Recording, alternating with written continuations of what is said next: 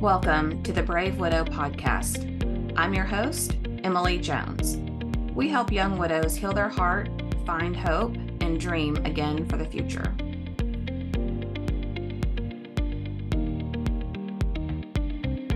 Hey guys, I'm excited for you to hear today from Shyla Nash. Shyla is a 33-year-old widowed mother making the most of her widow life crisis. She has a background in social work and is currently a full-time mom to her 3 kiddos, one of who has autism. Shyla is an open book, and today she shares with us her experience in going from diagnosis to loss within a 2-month span of time, living with intense joy and intense grief at the same time, dating post-loss, and then dating and widowhood with young kids. Okay. All right. Well, Shyla, thank you so much for joining me on the show today. I know you have a lot of challenges that you've gone through in this grief journey and as you've healed, and you're a little further out now than some of the other folks that people will be hearing maybe before you, but I'm so glad that you're here. Thank you for coming. Yes, thank you. I'm super excited about it and nervous, but it's going to be good. Oh, you're a natural. I can already tell. So you're going to be good. But well, tell us, everybody's going to want to know a little bit about you and maybe your background and your family. Sure. We'd love to hear about that. Sure, yeah. So I'm 33, so pretty young widows club over here. I live in Michigan. I have 3 kids. Hazel is 6, Hendrix is 3, and Hudson is like 20 months. So super busy. I stay at home now to take care of them and everything, just with the intense changes that came with Jake's death. But prior to that, I was in the social work field for about 10 years. So that's kind of my background professionally. And now I'm home doing the kiddo thing. And we will kind of see where life takes me next. I'm not sure. We're just going to see where it goes once I get a little bit bigger and what it looks like at that point. So yeah, right now I'm just stay-at-home mom life, busy and everything that comes with that. I was going to say, you probably have your hands full with 3 kiddos in those age ranges for sure. Oh yeah, yeah. It's constant, never ends. I'm sure people can relate to that and how that goes. Yes. Yeah. All right. Well, we would love to hear your story, and I'll let you start where you feel like it's the best place to start, but I will turn it over to you. Okay. All right. Well, I will just kind of start where Jake and I started. So, yes, my husband, his name was Jake, and we met in 2013 just through some mutual friends and started dating like pretty much right then and just kind of moved pretty quick from there. We had our first daughter, Hazel, in 2016, bought a house, did the whole family thing. And then we actually didn't get married until 2017 because I'm a little bit like, when it comes to marriage, it's not like I never pushed it. I was cool with being just how we were being. So we actually didn't end up getting officially married till 2017. But looking back, I'm really glad that we did do that, just with everything that happened. So yeah, we had our second son, Hendrix, in 2019, and we were really just living a very normal, mostly very happy, busy family life with small kids and everything that goes with that, and being tired and grumpy and all that stuff. But honestly, we really did not have any big problems. We lived a very kind of routine, normal life, and that worked really well for us. And everything was good, busy but good. So in spring of 2020, obviously, COVID hit, right? And so we have all of that going on. And Jake started complaining of a lot of neck pain. And he always had neck pain, actually, but could always be like, oh, it's because you're sleeping on the couch with the baby who doesn't sleep, right? So that's why your neck hurts. Like, could always be explained away by something. But of course, it started getting really intense, and he started having a lot of like tingling in his hands and arms and pain, and kind of eventually moved down to his chest. And that was really concerning because no one wants like chest pain and like feeling numb. Like, that's weird. So he tried to get into the doctor, and COVID, right? Let's take this all into consideration, like jump back there a minute. So things that weren't really super essential. And he was young, 33, neck pain, You see, right? Oh, You want some pain meds or, whatever that might look like, and just in the culture that we were in at that time. So he did eventually get in for an MRI, and that was June 4. And so we were there. I was able to go along, which is like shocking, right? So right then, and I've had MRIs before for other health issues, and I know that you leave and then the doctor calls you with your results, and they were like, "Why don't you stay here?" And I was like, oh, "Okay." And he didn't, I've never had a medical issue like that. So I kind of started having some anxiety about that at that point. But so yeah, we were told via phone because of COVID that there was a mass found, a tumor at the very top of his spine, so cervical spine. It was very large, and that we needed to go to a bigger hospital right then. So there we went, and it ended up being diagnosed. He had chordoma, which is really super rare. It's like 1 in a million people get wow. this.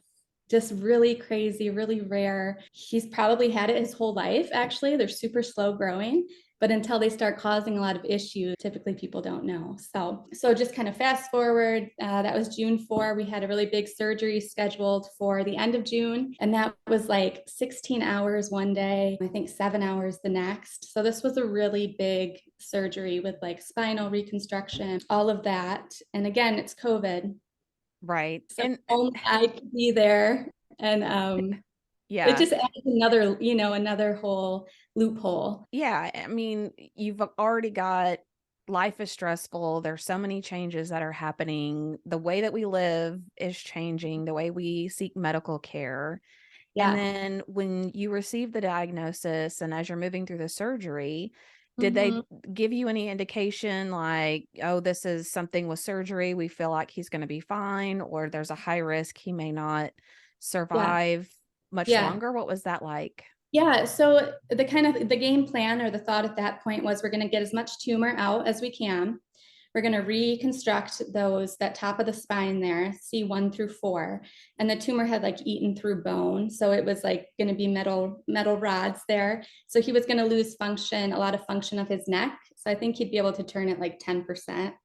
So it was going to be a huge lifestyle change. It's a slow growing cancer. It typically doesn't spread to other parts of the body. So the prognosis was pretty good once we got through that surgery. Radiation was next or talked about, to kind of get any spots that were missed.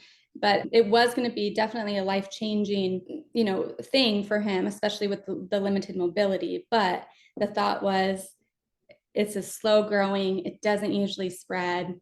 We're going to adjust to this new, not being able to turn our neck, but life, can continue on in a new normal. So it wasn't terminal in that sense. Does that make sense? Oh, yeah, absolutely. So I'm sure still probably pretty depressing and a lot of anxiety and things going on, but it wasn't really in the back of your mind that you're not going to be able to overcome this. Exactly. Yeah, definitely a lifestyle change and everything that comes with that. But, life would continue on mostly normal, especially with, young kids. So yeah, that was kind of the hope. So, he came through the surgery really well. He was doing great. He was up and walking around, starting physical therapy, doing really well. Still in the ICU, but doing really good. And he ended up having to get a GI tube placed just because the surgery was through the mouth. So that was hard as far as eating went. And that's kind of when things just went really suddenly downhill. He started saying some things that just didn't make sense, kind of losing touch with reality or kind of random phrases. And it could kind of be explained because he just was put under again for this GI tube. So you're kind of loopy when you get out of anesthesia anyway. It's probably that, kind of give it time. And what ended up happening is that same night I went home and I ended up going back into the ICU that night just because he was not cognitively, mentally something was off there, and some other issues too. So he went back to the ICU that night and then ended up needing to be intubated, and it just went downhill from there. So he ended up getting just a really massive infection, and we tried some really intense like IV antibiotics and several more surgeries to kind of clean up those areas of infection. along the spine and in the brain, but it just got to the point where it was just so spread throughout the entire spinal cord and parts of the brain. And he was losing his, lost function of arms and legs and other things, and just got to the point where we really had to make a decision about, quality of life versus, what that would look like. And going forward. And it was just really intense. It was really intense. So, also, I forgot to mention, right after his surgery, so like early July, I found out I was pregnant. So Aw. surprise, surprise. And Not did he get to know that Yes, you're yeah, pregnant? yeah. So Aw. I was like, do I tell? Do I not tell? Because like stress, right? And I'm like, I can't keep that a secret. I have to tell. And so I did tell him, and I was like, I have to tell you something. And he's like, you're pregnant. And I was like, guessed it right away. So he was super excited about it. And he was like, it'll be fine. This will be fine. We'll be fine. And so like I've always kind of kept that, like, he said it's going to be fine. We'll be fine. But I am really glad looking back that I did tell him, and that we were able to have that conversation, and he did know. So just another, craziness in our story. So Here yeah, you are in the midst of COVID, yeah, and then, finding out that your husband has this tumor that has to be removed. You go through these excruciatingly long surgeries. You think yeah, everything's going to be fine. Then this right. infection starts to spread and he's losing a lot of functionality. How long was he in the hospital where you were kind of on the edge of maybe he's going to recover or maybe he's not? You were just, Yeah, I know those days, every day is like torture, yeah, that you wait for those daily updates or maybe twice a day updates. It's some days maybe look good and some days you've taken two steps back. How long did that happen and what was that like? yeah. It's definitely a roller coaster of emotion, isn't it? And we can hold on to that, that little bit of good news sometimes, and we just can hold on to that. And it's easy to let little things like that, kind of, when you're looking at the big picture, sometimes it's like, oh, but his blood pressure was super great today, right? And Yeah. it's like, well, he also can't move his legs, so and he's intubated. He can't speak. He's not conscious. So it definitely was, that roller coaster of up and downs. But he never left the hospital after the surgery. So I think it was like July 8th was maybe when he went back to the ICU. So, and then I made the decision to move him to just comfort care or hospice very end of July, like July 30, I think. So, I definitely feel like we gave it, we gave, the different therapies, antibiotics, time to work and time to see what that looks like. And, we had a lot of different opinions and different surgeries that, to try to clean some of that out. So it really was, he never left the hospital. So really, I would say, July 8 to, the end of the month, a good like maybe 3-4 weeks there, where we Yeah. kind of were waiting for things to work and seeing and some of that stuff takes time, neurologically and healing of your body. And, if it wasn't so intense, there was just not one spot where the infection was. It was just everywhere, and so it just makes such a difference. And I'm really lucky that that we were able to have those conversations, and we were pretty open and honest with each other. And I think that's something I really advocate for, all people, couples, partnerships, whatever that looks like, to really talk to your person and make sure what they would like medically, what, funerals, burials, death, cremation, what that all looks like, because it's so important to be on the same page.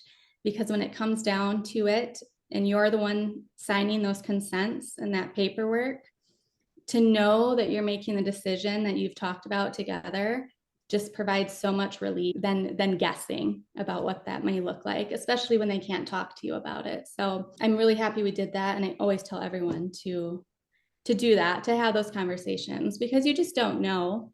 And it's really not, if you die. I mean, it's when. it's when. And Yeah. I yeah, mean, it's one of those things I think culturally we don't like talking about, and we don't want to definitely. have to face it. Yeah.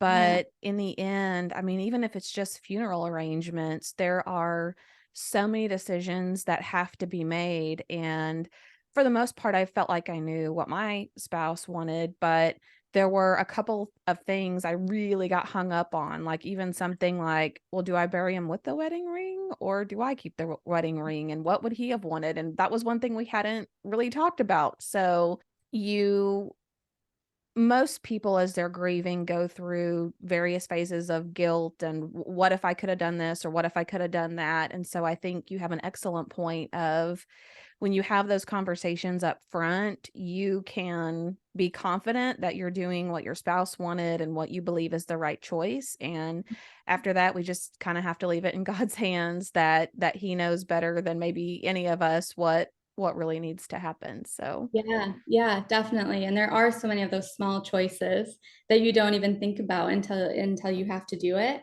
And to have some of those bigger things done is just so helpful when it comes down to it and in that crazy time that we're in. So I definitely agree with that there. So I made that decision to move him to Comfort Care Hospice. And then he did pass away August 4. So we had the diagnosis June 4. So we had exactly 2 months from diagnosis to death. So it was just really traumatic. And, that could be its own podcast. Like we could spend a whole episode just on that. So I don't want to feel like I'm skipping over things, but just trying to keep it short and kind of focused. But just a crazy 2 months of up and down, intense life changes. And, now here we are, 2 years, a little past 2 years out. And it just seems like I'm living just such a completely different life. And sometimes it's like I think back and I'm like, that life seems like it was like decades ago, right? Like I can hardly even remember what that was like sometimes. But at the same time, it's like, I can't believe it was that long ago. It seems like just yeah. yesterday. Well, And and it's I just think such a weird dynamic. yeah, and I think one thing that people will really be interested to know is you had a lot on your shoulders, right? Going through that. And then you had tough decisions to make. You just found out that you were pregnant not that long before. You also have a small child. And so many people, when they lose their spouse, they just feel like it's hopeless. Like there's no point in going on. They can't Mhm. breathe. They're just drowning in their grief. And we know everybody's timeline with grief is different. But for you, where was the point where you felt like, okay, it's not going to be like this every day, and maybe I can have hope again for the future, and maybe I can start to rebuild my dreams and what I really see for my future? What was that like for you? Yeah. I think in those first few days and weeks, it is just such a massive grief. And, when I put all those things together, we had the death. We moved like a month, not even a month later, and that was in progress, prior, but still had to go forward with that move. I lost my job the first day back, because of COVID, and said I was in the social services field. And just the way that all went down, I had worked there for 10 years and, no manager there even mentioned Jake's passing. And it's just beyond how that can even, this is my first day back and then getting let go because the program I ran because of COVID just it wasn't no longer feasible. It was a school-based program, but for no one there to even mention that when you go back to get let go is just crazy. That's Um, crushing. it really is, and then living in that COVID world, still post loss, and that isolation was really, really draining. And then having the baby. So basically, I say all of that to say that at the time, I really had to kind of make a decision to really deal with all of the task oriented things that needed to get done. And that's my personality. I'm a very task list type of person. So that came easy for me. And it's almost like I had to split my brain and say like the emotional part is going to be over here. And for now, like to get through these next few days, like I have to just focus on the daily tasks, right? And that for me was comforting in a way, because and when you wake up and your whole world is different and there's a huge hole and a huge loss, to have something, some goal or something to do was helpful for me, personally. And that's kind of where I focused those, that next month or two, was wrapping up the bank accounts, the passwords, the funeral, the insurance, the car, that kind of stuff, that really practical stuff is where I just poured what energy I had into that, until I got to a place where I felt like the practical things are taken care of. I can breathe for a second, and now I can start dealing with the emotional side of it.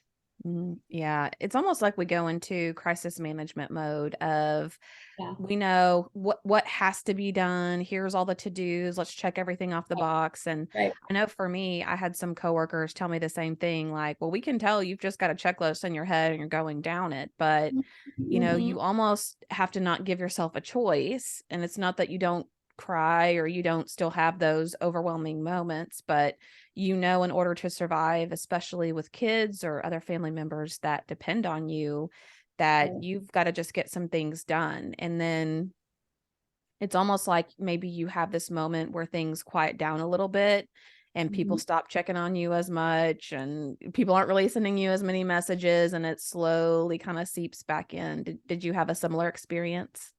Yeah, for sure. And that support is so great. And I'm lucky to have had a lot of great support and family and friends. And I really was, I know that not everyone has that. And I know that must just add to the difficulty of someone's grief. And, but there does come a point where that stops and slows down, and you still have to get up every day, and, you still have to make the meals. And it's not a choice when you have such young kids to not, you just have to. But, I really remember the people who would send texts, 3-4 months later, hey, just checking on you, or just wanted to say hi. And I have, a handful of great friends who did that and didn't ever require a response back. And I think that's the key, and they kept doing it. And so even if I didn't ever, say something back or whatever, and that is helpful. And that's what I remember a lot about that time is those few people who really did continue to check in and still do. And, yeah, we do go to this kind of numb place to just get through the day. And we do have those breakdowns. For me, it was like nighttime, because I finally had a moment without the kids. And driving, I don't know what it was about driving, but I could just kind of space out for a minute, which probably isn't the safest, but I mean, I definitely did it. Like I would miss, I've lived in this town my whole life, but I would miss, basic turns. And it's just like, I think because I knew the kids were buckled, contained, safe, and I could just kind of zone. So I had that kind of thing going. And those are the two things I remember, is like nighttime and driving were kind of my two little areas to just kind of start dealing emotionally. Yeah, I think nighttime's a big one for people. And I've been reading this book, I think it's called The Grieving Brain, that just talks about how one of the reasons why grief is so hard is because your brain has patterns.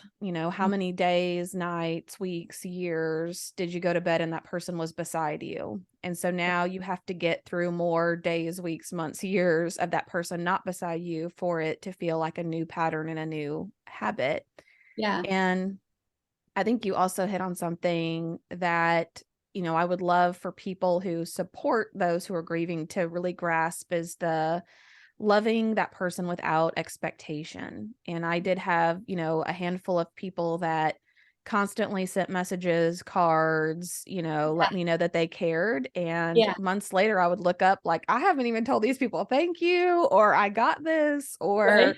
and they just kept sending it, kept sending it, kept sending it. And so I Yeah. finally was able to go back at some point and tell them, like, you have no Yeah. idea what that meant for me, for Yeah. you to just keep doing it without a response. So that's awesome.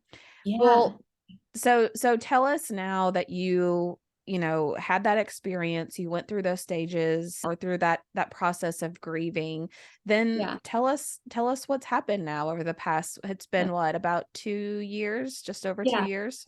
Yeah, yeah, yeah. So I think before I got all off track, one of your questions was, what was there a turning point for you, or what did that look like? And for me, that was I was able to hold like a celebration of life event a year later. So that was in August of 2021. And that was what Jake had wanted. And, when we had the funeral, that was in no way healing to me. I don't remember it. I'm going to be honest with you. I spoke there, and I have hardly any memory of that day. And so that in no way was closure or healing, to me. And then during that, with COVID and having to have it limited was just another roadblock. So the celebration event was awesome. And we had, no restrictions. He has a big family. So, all his family, all of our friends, he loves beer. So we had a ton of like all his favorite beers and, little write-ups, and he did beer reviews. So like we printed those. It was just a cool event. I was super happy with how it came together,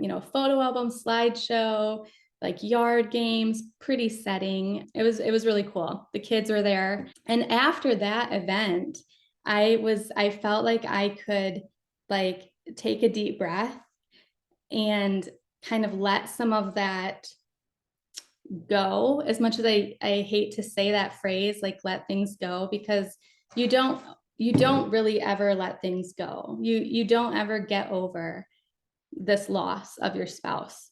You never completely heal. It's always going to be like an open wound that is easily triggered. It's not going to go away. And there's always going to be times where it's like that pain is very fresh and raw and all consuming.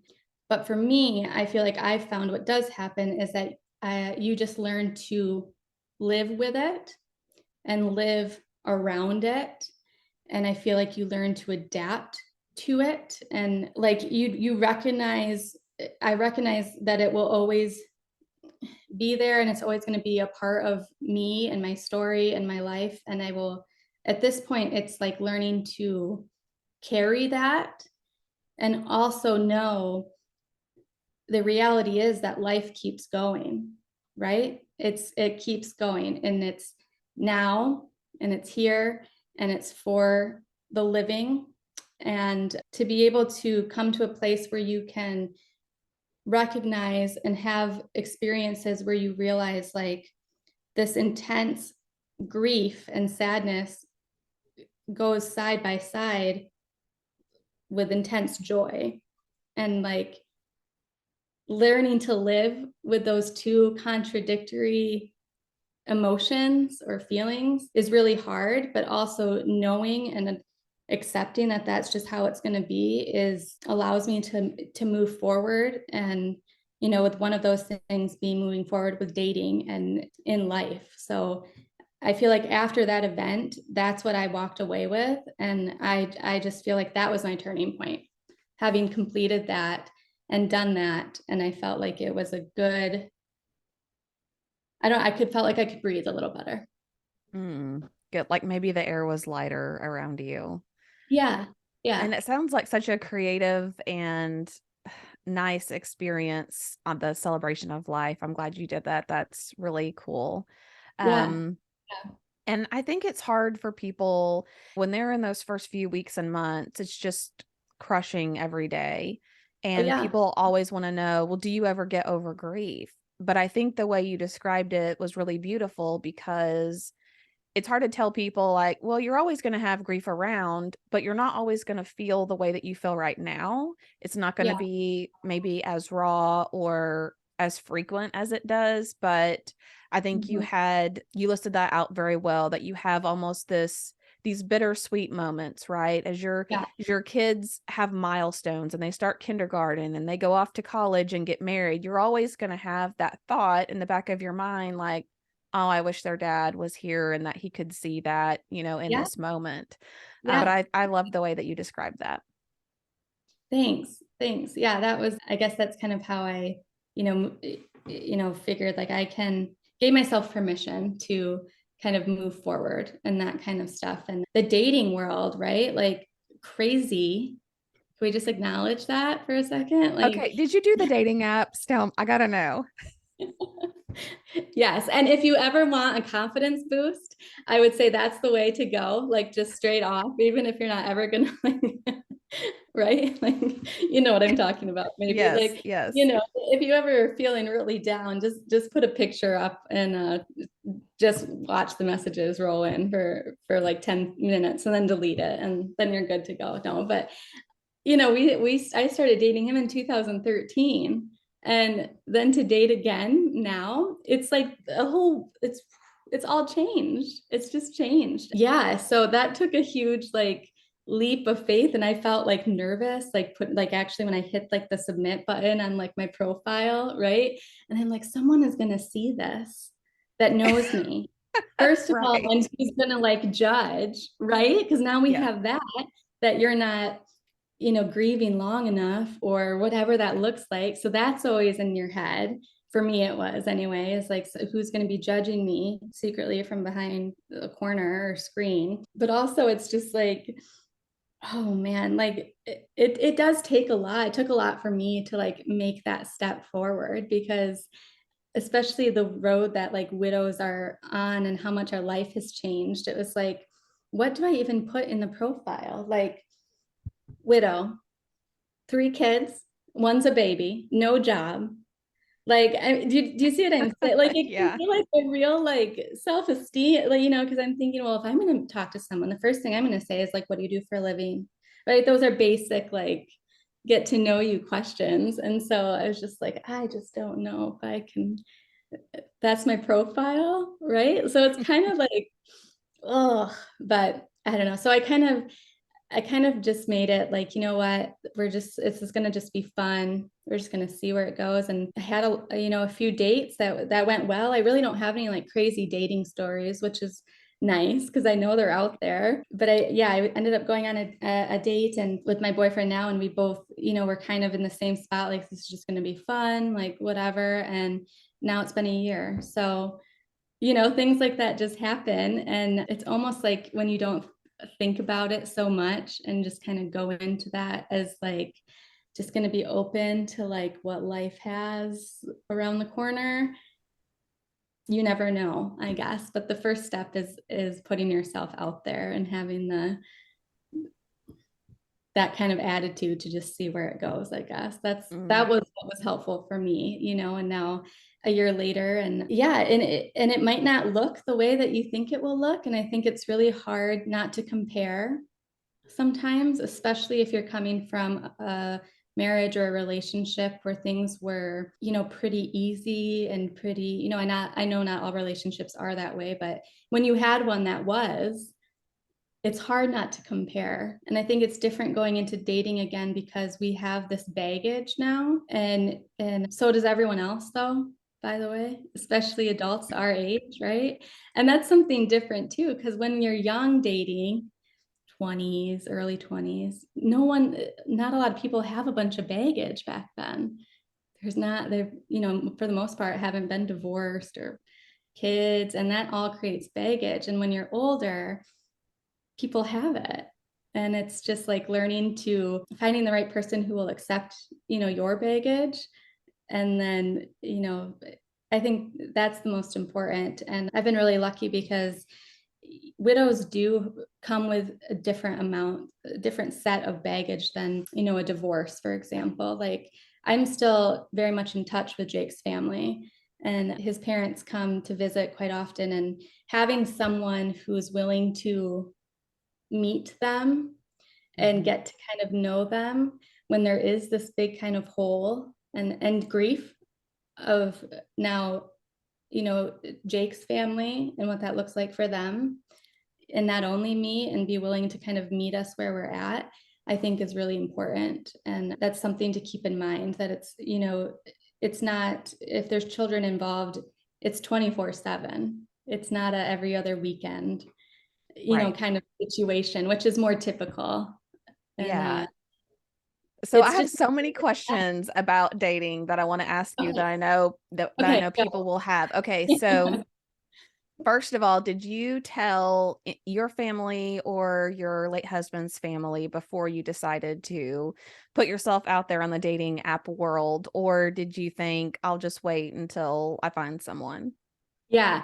So I told my mom, because we're pretty close, my sister, and maybe like 2 or 3 like close friends, that I was going to do it. And like, how do I do it? Like, what advice do you have? Like my friends, who are still single, like what do I do? What ones do I use? What do I not use? Like, so I definitely talked, with them about it, but I did not put it out, in the open, really. I didn't. And as far as Jake's parents go, I told them, I mentioned that they come to visit, quite often. So I told them at one of those visits, when I thought, like, after, the kids have met him, and I realized that this was not just going to be a fun little fling. I didn't want it to come up from one of the kids, like, oh, talking about this person, right?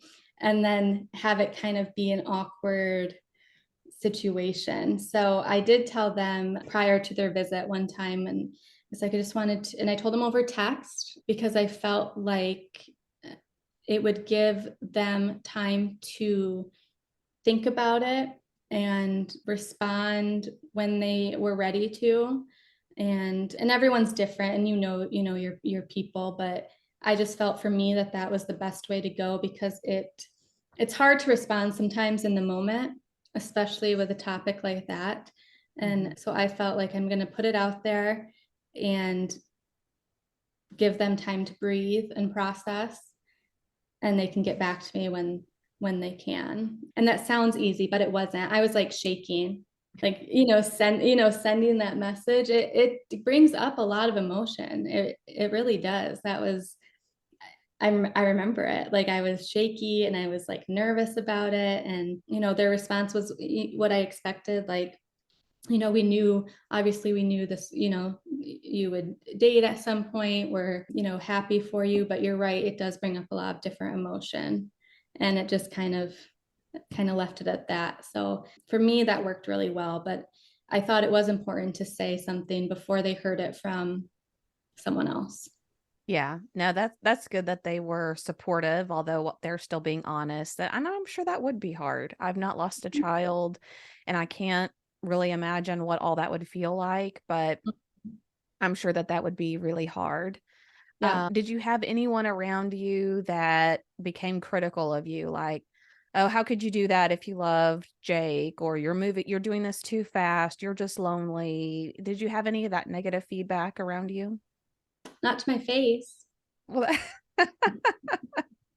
that's good, I guess, unless it was a big social media post or something, No, but no, I really didn't come across any negative like that. And I'm just living in reality. I'm sure that it was said. I'm sure it was. It just is how people are. But I didn't have to encounter it personally, or read about it, or or hear about it. So that's good, because at the end of the day, unless you've been in someone's position, you just don't know. And yeah, I think it's a touchy subject, and it's a touchy world. And if you can just be as transparent about it as you can, that's all you can do. yeah, well, and I think people view it as either or. Either you love Mm-hmm. this person or you love that person, and there's no way to incorporate both. But for Yeah. me, as someone I talked to earlier said, it's like having kids. You have your first kid and you think, I can never love anyone as much as I love this child. And then your Yeah. second child comes along and you're like, wow, I can love both of them the same. And I didn't love the first one any less. My heart just grew a little bit bigger. So Yeah. I think that's good for people to hear. So, all right, Mm-hmm. your now boyfriend, he sees your profile and he's like, Yeah. wow, this girl's really beautiful, I'm sure is what he I thought. mean, But, definitely. I'll stop the top. and then Did he have any reservations about you being a widow, or to him was that just like, well, it is what it is, and I'm just jumping in to see what's going to happen? Yeah, he didn't. He didn't. He was very much, that's your story, and that's, your life and how it happened. And he was definitely not at all, scared or nervous of what that looked like, or, it's like, I have my kids all the time, and he was like, yeah, no, yeah, yeah, of course you do. Like, very understanding of that situation, which again, I know not everyone is, and I know that that can bring a lot of, conflict and challenges to relationships. But, I think for the most part, he has been very understanding and very, welcoming of kind of the strange lifestyle or family circle or dynamic, about how things are. And yeah, I think that that's important when you find someone who can, handle that. That's something that you need to acknowledge and see it for what it is, because that means a lot when someone can do that. Yeah. And see pictures up and what that looks like, and have my kids say, oh, I miss my daddy, and respond to that appropriately is a big thing. Oh, that's awesome. And so have you felt awkward at all about, maybe any pictures or any, maybe if at a holiday you kind of incorporate their dad or any of that, have you struggled or kind of felt awkward at any point about any of Mhm. those things? Yeah, for sure. I think it's always kind of an internal struggle. I still have pictures up, and I always will have pictures up. I did, move some of the, like, the bigger ones, to just different areas. But, I again, he is very much Jake is very much still a part of my life. He always will be. So, my kid's dad, and there's always going to be pictures and reference and that kind of stuff. But it is, from a dating standpoint, and I know it's not an ex, and that's what the difference is, right? It's not an ex. But in our culture, you Mhm. don't have things up of your ex, right? Like, and so it's kind of this, like, I wonder if I should leave that up, or should I take it down? And, so you do question that. And I think that that's probably pretty normal to think about kind of that stuff, and how that feels, and also like how that feels, to your new person too. Mhm. And I think there can be a middle ground, and finding that space where everyone's comfortable. But it takes a difficult conversation to do that, and that can be hard. Yeah. Yeah. I think one of the ways I've thought about it best for my experience was I did date someone for a period of time.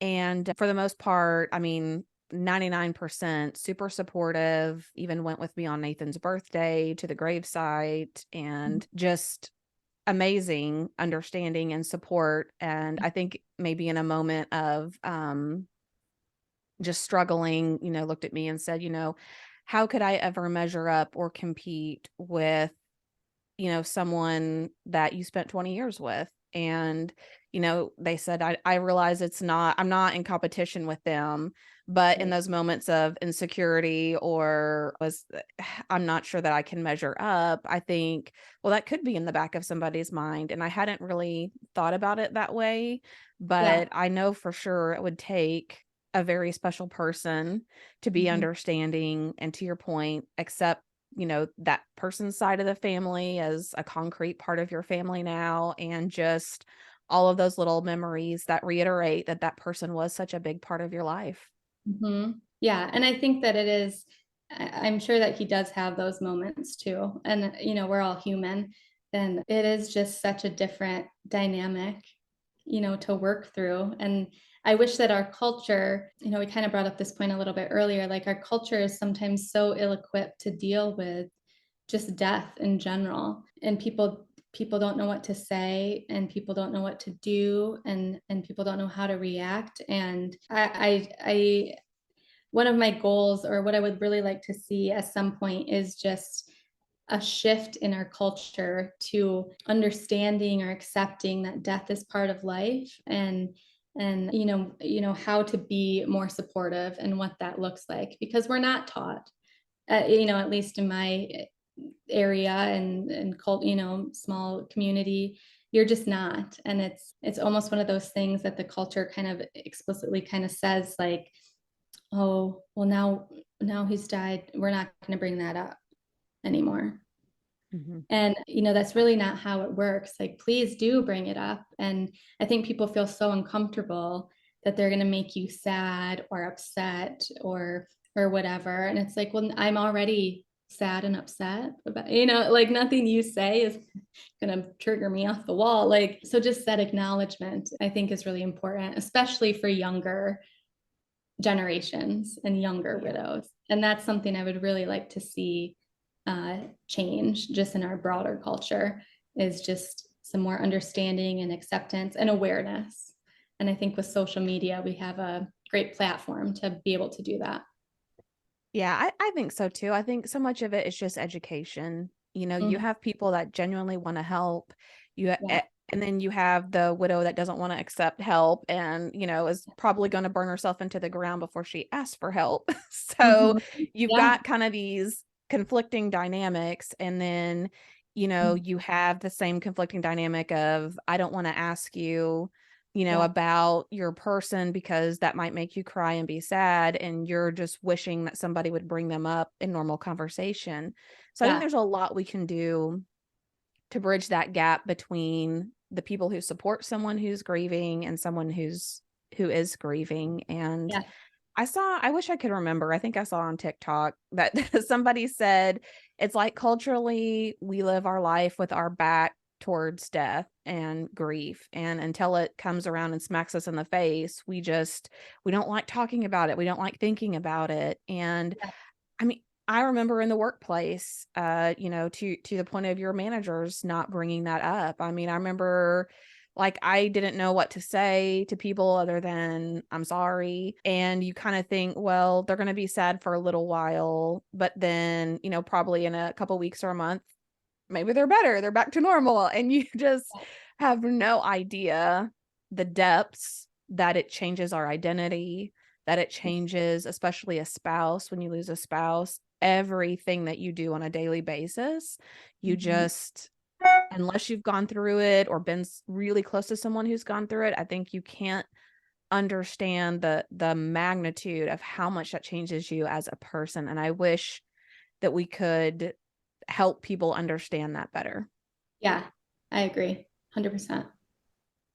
Yeah. All right. Well, Shyla, thank you so much for joining me today. Is there anything else that you'd like to leave people with, whether it was something that helped you or a word of encouragement or something that you really would want people to know? I think that it is important to recognize, your grief and your emotions and the massive shift and change in your life that happens when you lose someone, and that is all valid. And it really is. But I also think it's okay to know that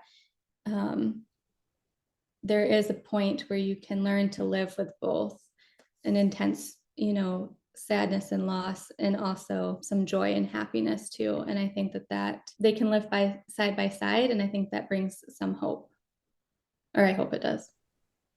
Yeah, absolutely. And I'm so proud of you for putting yourself out there and deciding that you're going to live life and get out of bed every day and make things happen. It's something a lot of people struggle with, but you've done it in a very beautiful way. So thank you again for joining us. Yes, thank you. Hey guys, thank you so much for listening to the Brave Widow podcast. I would love to help you take your next step, whether that's healing your heart, finding hope, or achieving your dreams for the future. Do you need a safe space to connect with other like-minded widows? Do you wish you had how-tos for getting through the next steps in your journey, organizing your life, or moving through grief? What about live calls where you get answers to your burning questions? The Brave Widow membership community is just what you need. Inside, you'll find courses to help guide you, a community of other widows to connect with, live coaching and Q&A calls, and small group coaching where you can work on what matters most to you. Learn how to heal your heart, find hope, reclaim joy, and dream again for the future. It is possible. Head on over to bravewidow.com to learn more.